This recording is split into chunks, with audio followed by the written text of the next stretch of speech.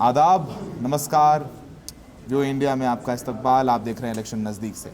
हमारे साथ ख़ास शख्सियत हैं आज बात करने के लिए। राज बब्बर साहब नाम है उनका, आप सब जानते हैं, आपने फिल्मों में देखा इनको पार्लियामेंट में देखा। कुछ दिन का ब्रेक ले लिया इन्होंने। अब कुछ दिन के ब्रेक के बाद वापस से राजनीतिक अखाड़े में हैं और गुड़गांव से कांग्रेस ने इन्हें टिकट दिया है। आज बब्बर साहब से बात करेंगे, उनका प्रचार देखेंगे, माहौल देखेंगे और तमाम सवाल हैं जो उनसे पूछने हैं और जानने हैं। बब्बर साहब से बात करेंगे।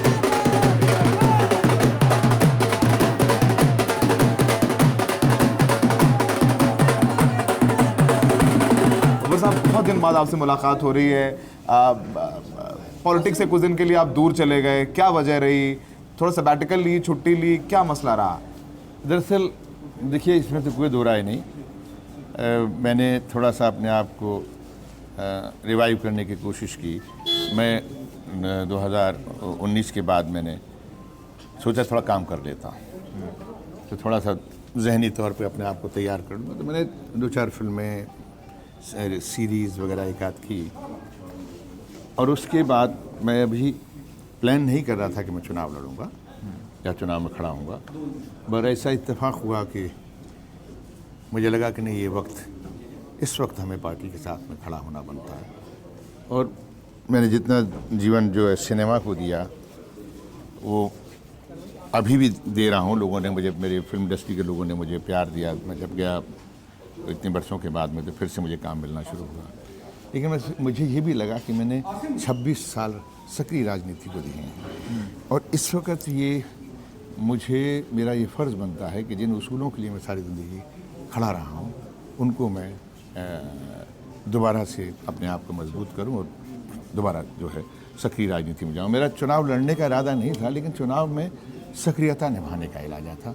लेकिन मेरी पार्टी ने मुझे चुनाव में खड़े होने के लिए चुन लिया। सर, गुड़गांव सीट, वैसे पॉलिटिक्स आपने हमेशा में देखा है कि उत्तर प्रदेश में की। अब उत्तर प्रदेश के प्रदेश अध्यक्ष थे, आगरा, फतेहपुर सीकरी, फिरोजाबाद, इन सीटों पर आप लड़ते रहे, जीतते रहे। फिर ये गुड़गांव आने का फैसला क्यों लिया? क्या वजह थी इसके पीछे? देखिए, 2-3 चीज़ें थी। इसके पीछे एक वक्त का भी था। ऑफ कोर्स कि मुझे बम्बई की सीट भी मुझसे कहा जा रहा था कि मैं वहाँ बम्बई से चुनाव में खड़ा हो जाऊँ। मुझे यूपी की सीट में थोड़ा कारण थे, मेरी टेक्निकल वजह थी जिसकी वजह से दिल्ली में, आगरा की सीट में मैं नहीं जा सका। रीज़न बिकॉज मेरे कुछ इलीगल कुछ इस तरह की प्रॉब्लम थी जिसको मैं रिजॉल्व करना चाह रहा था। तो उस सिलसिले में मेरा वो यूपी वाला जो है चांस चला गया। देन मेरे पास में 2 था, बॉम्बे और हरियाणा में मुझे और भी सीट ऑफ़र की गई थी। तो मैंने ये कहा कि नहीं, अगर मुझे मिलती है तो मैं ये गुड़गांव की सीट लूँगा, क्योंकि मैंने गुड़गांव में मेरे मित्र रहते हैं, मेरी फैमिली के लोग रहते हैं। मैंने थोड़ा सा जायज़ा लिया। उनसे पूछने के बाद पता लगा कि ये बहुत ही 20 साल से ये बहुत ही अंडर नर्स्ड कॉन्स्टिट्यूंसी है। इसमें जो कुछ भी है वो जो प्राइवेट लोग हैं, उन्होंने आके अपने आप को बसाया है। ज़मीनें महंगी हो गई हैं, लेकिन ज़मीन पर रहने वालों की सुविधाएँ उस लेवल की नहीं हैं। मैं बीच में कुछ मैंने लोगों से कहा, अच्छा तो मुझे तो ये कुछ इन्फॉर्मेशन मांगी, आप वहाँ जाओ, मुझे फ़ोटोग्राफ दिखाओ। देन आई डिसाइडेड, नहीं, इसके 2 फ़ायदे होंगे। एक फ़ायदा ये है कि मैं यहाँ रह के, मेरे लिए दिल्ली, अगर मैं पार्लियामेंट में हूँ तो ज़रूरी नहीं है कि पार्लियामेंट में सरकारी कोठी में जाके रहूँ।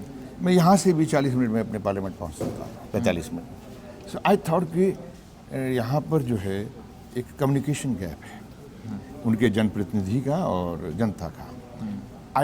आई will fill up that. Babbar साहब, गुड़गांव को एक टफ सीट माना जाता है कांग्रेस के लिए। हमने देखा है पिछले 2014 में, 2019 में राव इंद्रजीत सिंह को सब जानते हैं। पुराना राजनीतिक परिवार है, पूर्व मुख्यमंत्री के परिवार से वो आते हैं। उनका अपना एक रॉयल माहौल भी रहा है। तो एक टफ सीट पर आपने चुनाव लड़ना, कि गुड़गांव जो एक टफ सीट है, कहा जाए बीजेपी का बैस्टियन है, वहाँ से राज बब्बर ने चुनौती ली। कोई यूजुअली जब ब्रेक लेके आ रहा होता है ना, पॉलिटिशियन सोचता है किसी आसान सीट पर चले जाएं या किसी और दूसरी सीट पर जहाँ पे कांग्रेस का माहौल अच्छा है। जबकि आप वैसे तो पूरे देश के ही हैं, सारे हैं, पर लेकिन जैसे पंजाब भी जा सकते थे आप पंजाबी हैं। मुझे पंजाब में कहा गया, हाँ, मुझे पंजाब में ऑफर हुई थी seat, no doubt, you are right. तो फिर वाई गुड़गांव इतनी टफ सीट? देखिए, मैंने अपने आप को ना टफ के अलावा मैंने ये चीज़ देखी। पहली बात तो मैं आपकी बात की उसको हम आगे ना निकले। आपने जो बहुत बड़ा नाम, बहुत बड़ी बात राव कही, इंद्रजीत, हाँ। राव साहब, वो बहुत बड़े आदमी हैं, बहुत बड़ा परिवार है उनका, और मतलब ऐसा परिवार है कि जिसकी एक रॉयल्टी चली आ रही है। तो मेरा मुकाबला, मैं एक मध्यम वर्गीय आदमी, मेरा मुकाबला उनके साथ में है ही नहीं, और मैं उनके खिलाफ चुनाव नहीं लड़ रहा हूँ। अब बहुत बुनियादी तौर पे मैं इस बात से कन्विंस हूँ। मैं चुनाव लड़ रहा हूँ जो 20 साल से सांसद हैं, वो जिन समस्याओं को उन्होंने छोड़ा है और वो समस्या दिन पर दिन फैल गई हैं, वो नासूर सी बनती चली जा रही हैं। मैं उन समस्याओं के खिलाफ चुनाव लड़ रहा हूँ। बाकी तो इस चुनाव को लड़ने के लिए जो ताकत है वो मेरे पास जनता है। ये चुनाव जनता लड़ेगी, आप यकीन मानिए। नहीं, जनता लड़ेगी, पर आपके कार्यकर्ता आपसे परिचित हैं, वाकिफ़ हैं, आपको पहचानते हैं, आप उन्हें जानते हैं। वो एक मुश्किल चीज़ होती है, क्योंकि आप आए बहुत दिन बाद पॉलिटिक्स में, आपने यहाँ पॉलिटिक्स करी भी नहीं है। यूपी में आपको लोग जानते हैं, पर यहाँ जानते नहीं हैं। तो आपके साथ ये लगता नहीं है कि थोड़ा सा एक नेगेटिव पॉइंट हो गया कि ये जान पहचान नहीं है आपके अपने कार्यकर्ताओं से? यही सबसे बड़ी मेरी जो है कि मेरी कोई ऐसी जान पहचान इस तरह की कोई ये नहीं है कि मैं इस गिरोह के में करता हूँ, या मैं इस बिरादरी का हूँ, या मेरे ये ग्रुप के लोग हैं। मेरा कोई ग्रुप का लोग नहीं। गुड़गांव की जनता मेरी है, और अगर आप इसका रिस्पांस देखना चाहते हैं तो आप मीटिंगों में देखिए। मैंने देखा कि लोग जो हैं वो मुझे अपना बनाना चाह रहे हैं, वो लोग मेरे लिए खड़े होना चाह रहे हैं। वो लोग मुझसे कह रहे हैं कि राज भाई आप चिंता मत करो, ये चुनाव तो हम लड़ेंगे। मुझे ये बात दूसरी है कि मुझे एक सिस्टमेटिक बूथ कमेटियाँ वगैरह ये सब चाहिए, बूथ के पे लोग चाहिए। लेकिन मैं मांगता हूँ कि यार मुझे तो मेरे पास पर्सनल आ रहे हैं कि सर हम खड़े होंगे आपके लिए, आपसे कोई पैसा नहीं चाहिए हमें, हम खड़े होंगे कि चुनाव हमने जीतना है। तो ये इस तरह की जब भावना हो तो ईश्वर से डरना चाहिए। ये वाकई ये बिल्कुल धर्मयुद्ध की तरह से है। ये हरियाणा बेसिकली धर्मयुद्ध की पहचान है। और ये जो धरती जो है, ये तो भारत की धरती है, जहाँ पर जो है लोकतंत्र शुरू हुआ, जहाँ से लोकतंत्र की पहचान हुई। सर, ये आप ये सब सारी बातें कह रहे हैं, राव इंद्रजीत के लोग हैं या बाकी लोग हैं, ये कह रहे हैं कि राज बब्बर साहब बाहरी हैं, मैं यहाँ का बेटा हूँ, मैं यहाँ का परिवार का हूँ। राज बब्बर साहब बम्बई से आते हैं, और फिर ये चुनाव में आप इनको वोट वाट दे दोगे, अगर जीत गए तो फिर बम्बई चले जाएंगे। तो ये सब सारी बातें भी हो रही हैं, आपको बाहरी कहा जा रहा है, वो आरोप भी लग रहे हैं। मुझे लगता है ये आम बात है, शायद आपके लिए पहली बार नहीं होगा। देखो, हर आदमी कहेगा। भाई मैं जब आगरा में था, मेरे माँ बाप जो है अम्बाला से रिफ्यूजी जब यहाँ पे आए, यहाँ से फिर उनको नौकरी मिली, वो आगरा में रेलवेज़ में गए। मेरे दादा रेलवेज़ में थे, मेरे फादर रेलवेज़ में थे। हमने वहाँ आगरा में कोई बिल्डिंगें नहीं बनाई, कोई पेट्रोल पंप के ठेके नहीं लिए, कोई गैस की एजेंसियाँ नहीं ली, कोई ज़मीनें, कोई फार्म हाउस नहीं बनाए। मैंने वहाँ लोगों के दिलों में जगह बनाई। और बता दो, टोक रहा हूँ, राज बब्बर साहब ने डिम्पल यादव को एक बार बाई इलेक्शन में हरा दिया था, और उस वक्त हराया था डिम्पल यादव को बाई इलेक्शन में जब उस वक्त मुलायम सिंह जी की सरकार थी। 2009 में हराया था। 2009 में हराया था डिम्पल यादव को, जो कि इस बार मैनपुरी से लड़ रही है, अखिलेश यादव की पत्नी है। अब बोले, मैं बताना चाह रहा था रेफरेंस के लिए कि आपने किस तरीके की पॉलिटिक्स की है। डिम्पल मेरे भतीजे की बहू है, मेरी बेटी की तरह है, और मेरी बेटी जूही की दोस्त है। मैंने डिम्पल को नहीं हराया। मेरा नाम पहले अनाउंस हो गया था 26 अगस्त को। उनको कुछ ऐसी शक्तियां, जो इस वक्त माहौल था वो उनके आसपास मुलायम सिंह जी के, उन्होंने कहा कि डिम्पल को जड़ा दो। तो डिम्पल ठाकुर भी हैं और वैसे यादवों के यहाँ पे आई हैं, तो इतना बड़ा कॉम्बिनेशन हो जाएगा कि ये मेरे पास अब मेरा कोई बैक जाने का कोई रास्ता नहीं था। मेरा परिवार है वो, ये बच्चे मेरे पास में मेरे परिवार की तरह हैं। अब वहाँ भी चुनाव अगर आपने देखा फिरोजाबाद को, राज बब्बर नहीं लड़ रहा था। मैं तो सुबह गाड़ी उठा के चला जाता था लोगों के पीछे। ऑफिस क्या कर रहा है मैं कभी नहीं जाता था, मैं तो लोगों के बीच में जाता था। जनता ने चुनाव लड़ा वहाँ, जनता ने। मैंने डिम्पल को कतई नहीं हराया। डिम्पल का परिवार जिसने मुझे राजनीति में खड़ा किया, तो मैं उसको कैसे हराता। कुछ ऐसा हुआ जिसकी वजह से फिरोजाबाद की जनता ने ये फैसला किया कि हम जो है अब बताएं, और इसीलिए मैं दोबारा फिरोजाबाद नहीं गया। जीतने के बाद वो सीट छोड़ी, क्योंकि मैं अपने परिवार के साथ लड़ना नहीं चाहता था। मेरी जीती हुई सीट थी वो। मैं यहाँ पे जीत के आया था 2014 में। मुझसे जब कहा गया तो मैंने मना किया, मैंने कहा नहीं, मैंने कहा ये मेरी फैमिली है। अब मैं बार बार, आप रिश्ते निभाते हैं, मैं रिश्ते ही निभाता हूँ कि मेरे पास और है क्या। मैंने यही निभाए। और आप इस बात की राम गोपाल जी से पूछ सकते हैं। मैंने राम गोपाल जी के संसद में पूछा, मैंने कहा भाई साहब इस बार परिवार से कोई आ रहा है? उसने कहा तुम्हारा भतीजा आ रहा है। मैंने कहा ठीक है। अच्छा तो आपने, आपका मूड था थोड़ा सा फिरोजाबाद से? नहीं, एक्चुअली मेरे सीट, मैं जीता हुआ सीट से मैं अपनी पार्टी को क्या बोलता, संबंधों के लिए आपने छोड़ दिया? क्योंकि उन्होंने मुझे खड़ा किया है। मैं सक्रिय राजनीति में मुलायम सिंह जी की वजह से आया। वो बात दूसरी, उन्होंने किसी की वजह से, बेचारा वो स्वर्गवासी हो गया, उसकी वजह से उन्होंने मुझे लेकिन जो भी कहा। लेकिन मेरा और कभी भी जीवन में मुलायम सिंह जी को लेकर मेरे और मुलायम सिंह जी परिवार, अखिलेश आज भी उतनी ही मोहब्बत, उतनी ही इज्जत के साथ में वो झुक के ही बात करते हैं। तो मैं उसको मेरा परिवार है, बस मैं इतना ही कह सकता हूँ। अभी अरुण गोविल साहब आप जानते होंगे, राम जी का उन्होंने रोल निभाया आइकॉनिक महाभारत में। वो चुनाव लड़े मेरठ से, पोलिंग खत्म हुई, अगले दिन सुबह उन्होंने अटैची पैक करी और वो अटैची पैक करके बम्बई चले गए। अच्छा, जब उनका इंटरव्यू कर रहे थे तो हमने उनसे पूछा था कि आपने घर खरीदा? उन्होंने बोला चुनाव तो जीत जाऊं पहले, फिर घर लूंगा। वही सवाल आपसे है, आप अगले दिन चले तो नहीं जाएंगे अटैची उठा करके? अरुण गोविल साहब का उदाहरण है, मेरठ में जिन्होंने वोट दे दिया उनको वो कह रहे हैं यार भाई साहब हमें तो पता होता तो वोट नहीं देते, अगले दिन चले गए जा करके। तो फिर मैं आपसे एक बात कहना चाहूँगा, जिस आदमी का दादा किराए पे रहा, जिस आदमी के पिता आगरा में किराए पे रहे, मैं स्वयं 25 साल तक किराए के मकान में रहा। मैंने कोई जायदाद नहीं बनाई, मैं कोई मकान नहीं बना, कोई रजिस्ट्री मेरे नाम पे या मेरे बच्चों के नाम पे या मेरे परिवार के नाम पे नहीं। वो परिवार मेरा परिवार था, यहाँ पे आके रह रहा है। वो मेरे बच्चों की तरह है। वो गुड़गांव में रहते हैं, पेरेंट्स दोनों की डेथ हो गई। वो यहाँ रहते हैं, वो कहते हैं यहाँ अंकल आप यहाँ आइए, आपका घर है। मैंने कहा नहीं बेटे अभी नहीं। मैं जहाँ जाना, मैं 26 साल वहीं रहा हूँ आगरा में। इमारतों के साथ मैंने ज़िंदगी नहीं गुजारी, मैंने लोगों के साथ गुजारी। और मेरे कितने ही लोग यहाँ आने वाले हैं। और ये मैं बता दूँ, ये शहर, अब मेरा एक छोटा सा फ्लैट है यहाँ। चलिए अच्छी बात है। मतलब मैं इसलिए बोलना नहीं चाहता। राजब्बर साहब का घर है यहाँ पर, अरुण गोविल साहब का घर मेरठ में नहीं था। स्मृति ईरानी जी ने भी अभी अपना घर बनवाया है अमेठी में। ममता बनर्जी ने भी, सॉरी माफ कीजिएगा, हेमा मालिनी ने बाद में लिया जीतने के। तो एटलीस्ट राजब्बर साहब का प्लस पॉइंट क्या है कि आपका घर है। मेरा घर है, तो ऐसी बातें राजनीति में करनी चाहिए ना अब्बर साहब। मैं इसलिए नहीं कहना चाहता कि मेरा घर नहीं, मेरी पत्नी का घर। एक ही बात है, एक ही बात। तो फिर तो एक ही बात है, फिर तो मसला क्या है? नहीं, इसलिए, लेकिन वो किराए पे दिया है। और मैंने कोशिश की कि मैं जो है इस घर को मैं उनको कोई दूसरा घर दिलवा दूं चुनाव में। तो फिर मुझे थोड़ा बुरा लगा। कोई बात नहीं, बच्चे स्कूल में पढ़ रहे हैं, तो मैंने कहा कोई बात। इतने में हमारे इस मित्र ने कहा कि जब तक आप यहाँ रहिए, तो मैं यहाँ आ गया। और ये परिवार सब अपने परिवार हैं।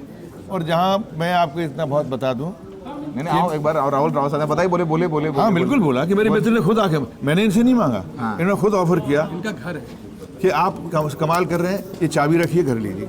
राव साहब ये बताइए कि बब्बर साहब को कितनी मोहब्बत मिल रही है यहाँ पर? लोग अन पर आरोप लगा रहे हैं कि बाहर में, सामने पूछ रहा हूँ कि कोई फिल्टर नो फिल्टर है। तो आप पहले से जानते थे बब्बर साहब को या फिर कि आज से नहीं, जब समाजवादी पार्टी में थे तब से जानते थे।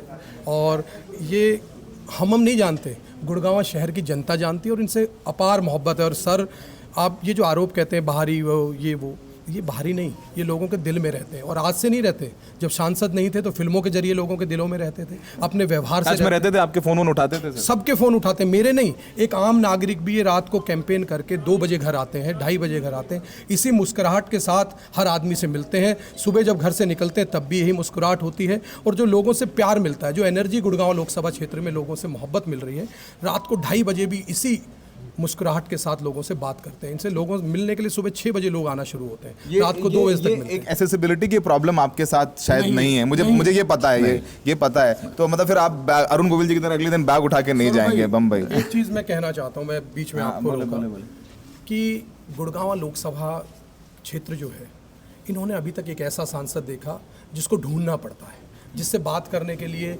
दरवाजे झांकने पड़ते हैं। और यहाँ का जो नौजवान है ना, ये दौर परिवर्तन का है। इस चुनाव को राज बब्बर जी नहीं लड़ रहे हैं, राज बब्बर जी लोगों के उम्मीदवार हैं। पार्टी, कांग्रेस पार्टी के भी उम्मीदवार नहीं, इंडिया के भी उम्मीदवार नहीं, गुड़गांव लोकसभा की जनता के उम्मीदवार हैं, यहाँ के नौजवानों के उम्मीदवार हैं, यहाँ के शिक्षित वर्ग के, यहाँ के वंचित के, यहाँ के गरीबों के, यहाँ के पिछड़ों के उम्मीदवार। राहुल भाई ऐसे लोग लड़ा रहे हैं इनको? नहीं, यहाँ की जनता चुनाव लड़ रही है और यहाँ की जनता ही चुनाव लड़ा रही है। और आप ये देखेंगे कि आप अभी कैंपेन में भी देखेंगे, और लगातार जिस तरह का उत्साह लोगों में है, लोग अपने आप आ रहे हैं और अपने आप बूथ की जिम्मेदारी ले रहे हैं। और एक एक व्यक्ति अपने आप को राज बब्बर जी समझ के चुनाव को लड़ रहा है। सर ये बताइए, गुड़गांव जब टिकट तय हुआ Thank you आपका, भाई। ये राहुल जी को मैं जानता हूँ और बहुत मेहनती यहाँ पर है, मुझे लग रहा है आपका कोई पुराना रिश्ता भी मुझे लग रहा है सर जिस मेरा तरीके से। रिश्ता सिर्फ इतना ही है कि ये यूथ कांग्रेस में थे, हाँ। हैं, हाँ। मतलब अभी भी ये बूढ़े ही नहीं हो रहे हैं तो ये बहुत सीनियर लीडर हैं यहाँ के, और इनको भी पता नहीं थे, वहाँ दीपेंद्र जी के यहाँ थे, वहाँ से किसी को पता लगा मैं यहाँ पे घर ढूंढ रहा हूँ, तो मैं घर उस वक्त अपने लिए नहीं ढूंढ रहा था, मैं जो जिनके पास किराए पे मकान है मैं उनको उस घर में शिफ्ट करना चाहता था। मैं वहाँ क्योंकि सब लोग कह रहे थे यार कि ये मेरे पर इल्ज़ाम न लगे, लेकिन उन्होंने कहा कमाल कर रहे हैं आप किसी के लिए क्यों घर ढूंढ रहे हैं, उसके बच्चों का प्रॉब्लम होगा, कुछ होगा, आप आइए, आपका ये घर है, और ये मेरे शाम आने में टाइम होगा, मैं चाबी आपको भिजवा रहा हूँ। Can you believe this? घर में कोई भी नहीं है, खाली घर है, तो आपको जनता चुनाव लड़ा रही है। मैं वाकई तो मेरे ये इससे बड़ी एग्जाम्पल और क्या हो सकती है। आखिरी सवाल वही पूछ रहा था कि लोग ये ना कहें कि अगले दिन राज बब्बर साहब चुनाव खत्म हो, पोलिंग खत्म हो और बैग उठा के 25 तारीख को पोलिंग है गुड़गांव में, अगले दिन बैग उठा के बब्बर साहब बम्बई की फ्लाइट लेकर के, यहाँ से पार्लियामेंट भी पास है और गुड़गांव से सर एयरपोर्ट भी पास है, तो वो ना हो जाए कि निकल जाए। अब मैं आपको बहुत ईमानदारी से बता रहा हूँ, मेरा एक लक्ष्य है, मैं चाहता था कि मैं इसका ज़्यादा मैं वो ना करूँ, लेकिन ढिंढोरा पीटूँ, लेकिन मैं लोगों को इस बात के लिए आश्वस्त कर देना चाहता हूँ, राज बब्बर यहाँ से सरकारी कोठी में जाने के लिए रिटर्न में यहाँ पे चुनाव नहीं लड़ रहा है। मैं वहाँ से जाऊँगा तो 20 से 25 मिनट में पार्लियामेंट पहुँचूँगा, या कोई जो भी मेरे पार्लियामेंट्री जो मेरा काम होगा उसके लिए, यहाँ से जाऊँगा तो 50 से 45 मिनट लगेंगे, तो मैं जो उस 20 मिनट के अंदर जो ज़्यादा जा रहा हूँ सफ़र का, उससे मैं कितने हज़ारों लोगों से जो 20 साल से ये इंतज़ार कर रहे हैं कि कोई हम देखें हमारा जनप्रतिनिधि कौन है, हमारी बात कोई समझने वाला हो, मैं उनसे समझने की कोशिश करूंगा, और जो काम जो नहीं हुए हैं मैं उन काम को निपटारा करने की कोशिश करूंगा, इनकी समस्याओं से लड़ूंगा, चाहे मुझे प्रदेश की सरकार से लड़ना पड़े, चाहे मुझे केंद्र की सरकार से लड़ना। आखिरी सवाल आपसे, यहाँ तो राव इंद्रजीत से लड़ाई है आपकी लोकसभा में, लेकिन चूंकि प्रधानमंत्री चुनना है, प्रधानमंत्री मोदी के तमाम प्रचार से भी लड़ाई है आपकी, चाहे वो मंगलसूत्र वाला बयान सुना हो आपने कि उनको दे देंगे जो ज़्यादा बच्चे पैदा करते हैं, फिर वो पाकिस्तान चाहता है कि शहजादा प्रधानमंत्री बने, ये आएंगे तो आपकी भैंस खोल लेंगे, इस तमाम तरीके के बयान हैं, और उस नैरेटिव से भी आपको सामना करना पड़ेगा। राम मंदिर का भी प्रचार है, धारा 370 का भी प्रचार है, इन सब चीज़ों के प्रचार से कैसे सामना करेंगे, उससे कैसे लड़ेंगे? सर मैं आपको बता रहा हूँ, हम लोग जो है ये बड़ी मिक्स कॉन्स्टिट्यूंसी है, और इसका मैं आपको थोड़ा सा जो ज्योग्राफी है और सोशल ज्योग्राफी जो है उसको भी समझें। ये ज़मीन में जो अट्टालिकाएँ देख रही हैं ना, यहाँ की ज़मीन करोड़ों में है, करोड़ों में है, और इतना सा टुकड़ा बेच के यहाँ के परिवार के लोग अपने बच्चों को बढ़िया शिक्षा देते हैं, विदेश भेजते हैं। विदेश से आने के बाद में बात दूसरी कि कोई रोज़गार नहीं होता, तो फिर वो सिर्फ किराए की चीज़ों पे और किराए का काम करते हैं, बिल्डिंगें बना ली किराए पे। लेकिन यहाँ का बच्चा जो है अवेयर है, नौजवान पढ़ा लिखा है, ये तमाम चीज़ों को जानता है, वो राम का भी भक्त है, मेरी माँ राम की भक्त है आज के ज़माने में, मेरे पिताजी थे, मेरे दादा थे, हम तो राम राम करते यहाँ भी और अपने घर में भी। हमारे तो घरों में सुबह उठ के राम राम ही करते हैं, राम राम माता जी, राम राम भैया, ये और राम राम पापा, हमारे यहाँ यही होता है, ये हमारा अभिवादन है। तो राम का जहाँ तक सवाल है, गुड़गांव में तो मैंने जिसको देखा, गांव में जाओ, शहर में जाओ, तो राम राम भाई साहब, राम राम भाई साहब, आगरा में था वहाँ भी राम राम भाई साहब। तो ये हमारा जो है अभिवादन जो है, ये बेशक वो कहें कि वो कुछ भी कहे, ये तो हमारे संस्कारों में। मैं नहीं मानता कि उनके उस कार्ड से कहीं यहाँ की जनता बहक सकती है, नहीं। दूसरी चीज़ ये है कि जो प्रचार जो होता है, प्रचार के साथ में पेट भी होता है। यहाँ की प्रतिष्ठा चली गई, ये क्षेत्र जो है फौजियों के लिए जाना जाता है, कुर्बानियों के लिए जाना जाता है, शहीदों के लिए जाना जाता है। आपको यहाँ पर का नौजवान जो है, सिर्फ अग्निवीर जैसी ये योजना जो आपने बनाई है, जो 4 साल में आपने ठेकेदारी प्रथा कर दी है कि 22-23 हज़ार में आप नौजवान को ले जा रहे हैं, वो अगर कल को वहाँ पे एक्सपर्ट फौज के सामने खड़ा होता है और उसको इतना अनुभव नहीं है, उसकी जान चली जाती है, वो शहीद भी नहीं कहलाएगा। एक उसकी बॉडी जो है एक बक्से में बंद करके किसी टैक्सी में पहुंचा दी जाएगी, वो सम्मान भी नहीं होगा। यानी आपने सोचा कि इंसान का पेट बहुत ज़्यादा बड़ा है, उसकी प्रतिष्ठा छीन ली, और ये गौरवशाली लोग हैं, पैसे वाले लोग हैं, बाई द वे। इनको कोई हाथ पे ऐसे रखे, लेकिन बैकवर्ड है सुविधाओं से, बैकवर्ड है जो सोशल, जो सोसाइटी में जो एक सिविक एनिमिटीज़ की ज़रूरत है वो यहाँ नहीं है।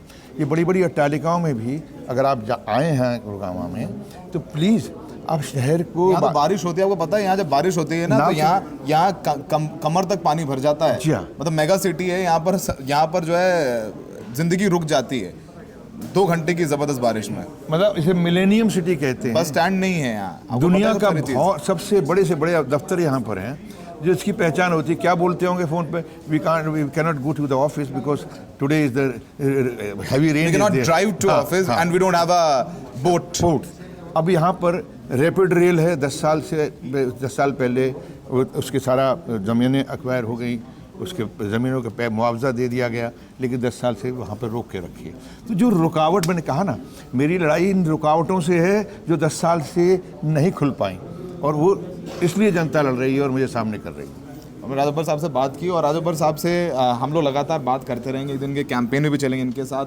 बहुत अच्छी बात है, बब्बर साहब को जो पॉलिटिक्स में जानते हैं वो जानते हैं कि बहुत एसेसिबल पॉलिटिशियन है और अच्छा ट्रैक रिकॉर्ड है।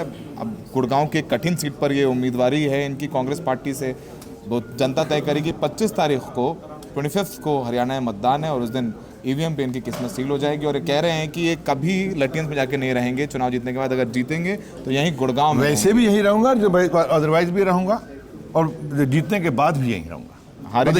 हारे जीते कुछ भी। देखिए जब घर है तो मुझे भी चाहिए, कोनी में गुड़ लग गया, 26 साल से राजनीति में हूँ, तो दिल्ली तो आना पड़ता है ना, तो मैं दिल्ली क्यों जाऊँ, मैं यहीं रहूँ।